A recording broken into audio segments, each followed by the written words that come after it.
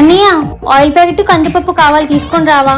Bike repair లో ఉంది, వెళ్దామంటే వీధి చివరి వరకు వెళ్ళాలి. ట్వింక్లిట్ లో ఆర్డర్ పెడదాం.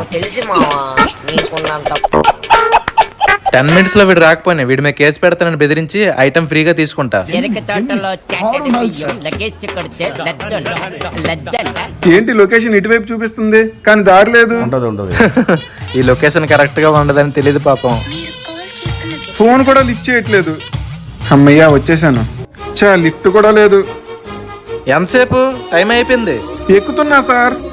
సార్ మీ order. 1 minute late sir. 10 minutes లో మీరు డెలివరీ చేయలేదు కాబట్టి మీ మీద కేసేస్తా, లేదంటే ఐటమ్ ఫ్రీగా ఇస్తే నేను వదిలేస్తా. లొకేషన్ తప్పు పెట్టిందే మీరు. లొకేషన్ చూడడం రాదు నీకు, మర్యాదగా ఐటమ్ ఫ్రీగా ఇవ్వు. సార్ నా జాబ్ పోతుంది. గొడవ పడకండి. నిన్ను వదిలేదే లేదు.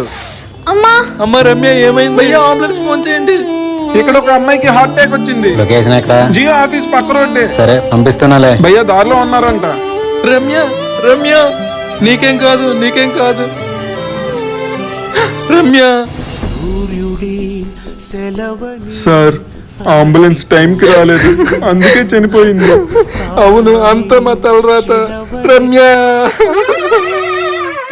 నువ్వు టైంకి రాకపోవడం వల్ల మేము లేట్ గా తిన్నాం. నిన్ను ఎక్కడతో వదలను సార్ ప్లీజ్ సార్.